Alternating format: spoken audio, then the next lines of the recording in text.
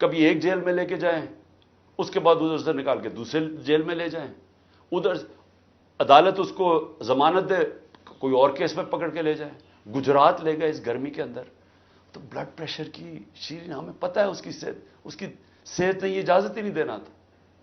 میں نے تو شکر کیا کہ اس نے اس ظلم سے اپنے آپ کو بچانے کے لیے اس نے پارٹی سے ریزائن کیا. لیکن کس کو نقصان ہوا؟ پاکستان کی پالیٹکس کو نقصان ہوا. شیرین ہماری ٹاپ پارلیمنٹیرین تھی.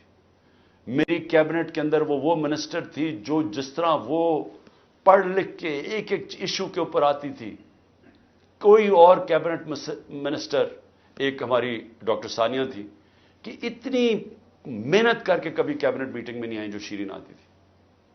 اس کے علاوہ سارے اس کے دشمن بھی جانتے ہیں کہ وہ ایک محب وطن پاکستانی، وہ کبھی بھی اینٹی پاکستان کا نہیں سوچ سکتی تھی.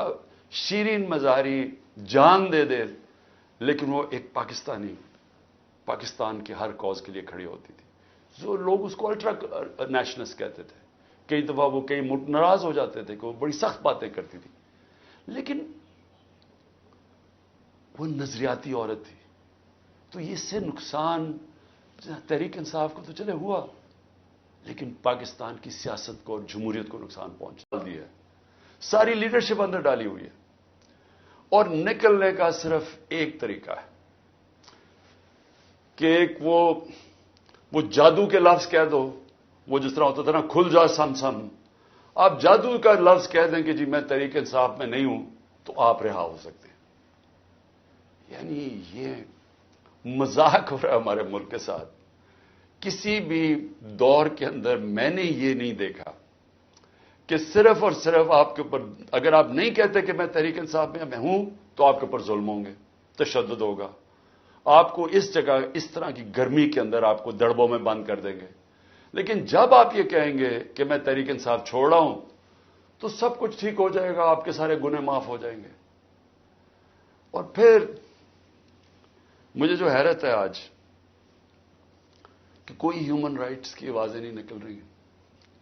وہ جو لوگ شور مچاتے تھے آزادی صحافت کی اور بڑا ظلم کر رہا ہے عمران خان، وہ یعنی اب کدھر گئی ہے آزادی صحافت؟ سارا میڈیا دبایا ہوا ہے، پروپیگنڈا چل رہا ہے، ون سائیڈڈ چیزیں جا رہی ہیں. ہمارے لوگ اب جاتے ہوئے ڈرتے ہیں میڈیا کے اوپر کہ وہ پکڑ کے جیل میں ڈال دیں گے. ون سائیڈڈ چیزیں چل رہی ہیں. لوگ اب اتنا خوف اور ہراساں پھیلاؤ، اور میں نے خود کہا ہوا ہے اپنے لوگوں کو کہ چپ جاؤ. میں خود کہہ رہا ہوں اپنے کارکنوں کو، اپنے آفس بیررز کو، اپنے عہدیداروں کو، کوئی ضرورت نہیں ہے آپ کو سامنے آنے کی.